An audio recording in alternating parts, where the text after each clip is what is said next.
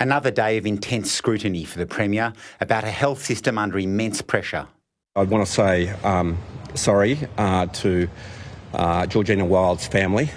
The 80-year-old woman died after suffering chest pains and calling an ambulance early Sunday morning. It was a Priority 1 incident, but an ambulance didn't arrive at her Ashby home for 2.5 hours. That's clearly not acceptable. Clearly not acceptable. The delay came amid enormous pressure on paramedics.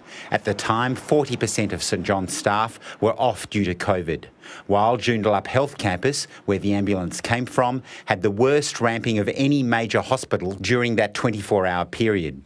Obviously, we offer our most sincere condolences. It is devastating for everybody all round. What we need to do is actually do a proper clinical inquiry to understand every step in the process. The opposition says the Premier failed to properly prepare the system for the pressures of the pandemic. This government has had the luxury of time and being able to watch what's happened in other states.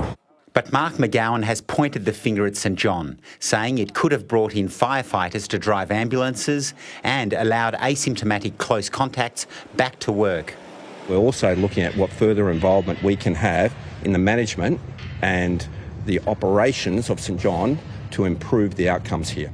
There's no let-up on the health system, with 14 more COVID-related deaths in WA. That's the most number of fatalities in a single reporting period since the pandemic began. There are 15,674 new COVID cases and 325 people in hospital with the virus, including 11 patients in intensive care.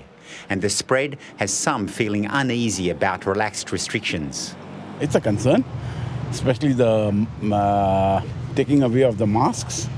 I think in more public places the masks should be enforced. I think we've jumped the gun too soon. I think we should still be in that period of the pandemic where we should be still wearing masks.